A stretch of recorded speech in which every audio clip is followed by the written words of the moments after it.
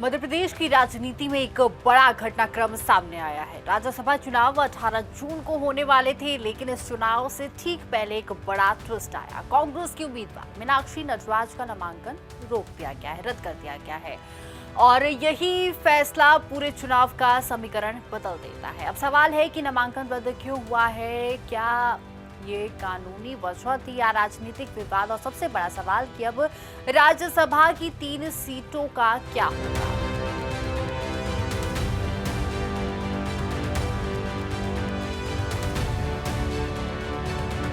नमस्कार, बहुत स्वागत है आप सभी का प्राइम न्यूज का डिजिटल प्लेटफॉर्म देखना। मैं हूं आपके साथ सभी सोनी। सबसे पहले राज्यसभा चुनाव का बेसिक गणित समझ लेते हैं कि मध्य प्रदेश विधानसभा में कुल 230 विधायक हैं। जीत के लिए चाहिए लगभग 58 वोट। अब स्थिति ये है कि बीजेपी के पास लगभग 164 विधायक है, तो वहीं अगर कांग्रेस की बात करें तो कांग्रेस के पास लगभग 62 या फिर 66 विधायक है। तो इसका मतलब साफ है कि बीजेपी को 2 सीटें आसानी से मिल सकती थी। तीसरी सीट टाइट मुकाबले में थी। बीजेपी ने यहां बड़ा कदम उठाया है, तीसरा उम्मीदवार उतार दिया है महेश केवट। इसके अलावा 2 उम्मीदवार पहले से तरुण चुग और रजनीश अग्रवाल है। कांग्रेस की रणनीति और डर। कांग्रेस को पहले से अंदेशा था कि मुकाबला कठिन है, इसलिए उसने अपने विधायकों को बेंगलुरु शिफ्ट कर दिया था। क्यों? क्योंकि डर था कि क्रॉस वोटिंग हो सकती है, विधायक टूट सकते हैं, दबाव बनाया जा सकता है। ये डर नया नहीं था। 2020 में मध्य प्रदेश में कांग्रेस सरकार गिर चुकी थी। तब ज्योतिरादित्य सिंधिया और 22 विधायक पार्टी छोड़कर बीजेपी में चले गए थे। उस घटना ने कांग्रेस के मन में भी डर बनाए रखा है।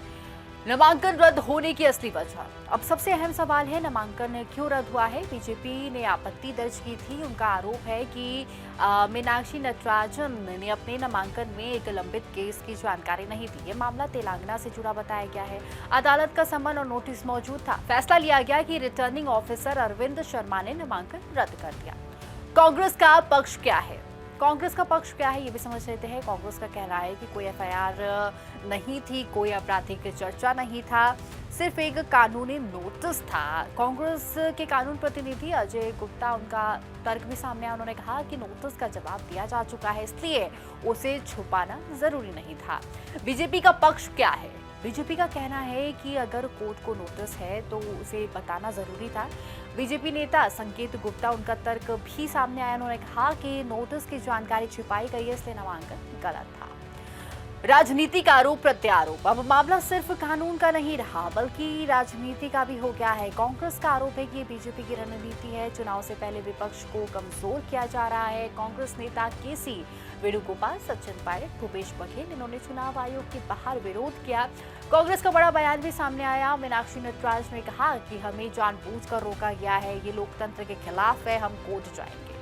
बीजेपी का जवाब भी निकलकर सामने आया। मुख्यमंत्री मोहन यादव का बयान आया। उन्होंने कहा कि कांग्रेस ने जानकारी छिपाई है, इसलिए फैसला सही है। चुनाव आयोग और हंगामा। भोपाल में विधानसभा सचिवालय में भारी हंगामा हुआ। दोनों पार्टियों के कार्यकर्ता आमने सामने आए हैं।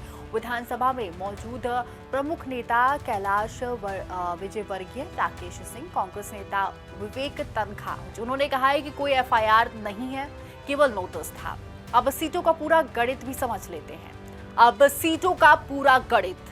अब सबसे अहम हिस्सा, कुल 3 सीटें खाली हैं। मौजूदा स्थिति यह है कि बीजेपी 3 उम्मीदवार उतारे, 2 सीटें लगभग तय हैं, तीसरी सीट भी मजबूत है। कांग्रेस की बात करें अगर तो एकमात्र उम्मीदवार था, लेकिन उसका नामांकन भी रद्द हो गया है। अब आगे क्या होगा, इस पर भी नजर डाल लेते हैं। अगर कोई नया उम्मीदवार नहीं बचा तो स्थिति बनती है कि तीनों सीटें निर्विरोध जा सकती हैं। मतलब साफ है कि वोटिंग नहीं होगी, कोई चुनाव नहीं होगा, तीनों उम्मीदवार बिना मुकाबले जीत जाएंगे। अब पूरी कहानी बहुत आसान भाषा में अगर समझे तो कांग्रेस का उम्मीदवार बाहर हो गया है। मीनाक्षी नटराजन का नामांकन रद्द हो चुका है। वजह क्या बताई गई कि एक लंबित केस की जानकारी नहीं दी गई है। कांग्रेस क्या कह रही है, ये सिर्फ कानूनी नोटिस था, छिपाने की जरूरत नहीं थी। बीजेपी क्या कह रही है कि जानकारी छिपाई गई, इसलिए नामांकन सही तरीके से रद्द हुआ है। अब सबसे बड़ा असर क्या होगा उस पर भी नजर डाल लेते हैं। कांग्रेस के पास अब कोई उम्मीदवार नहीं बचा है। बीजेपी के 3 उम्मीदवार मजबूत स्थिति में हैं।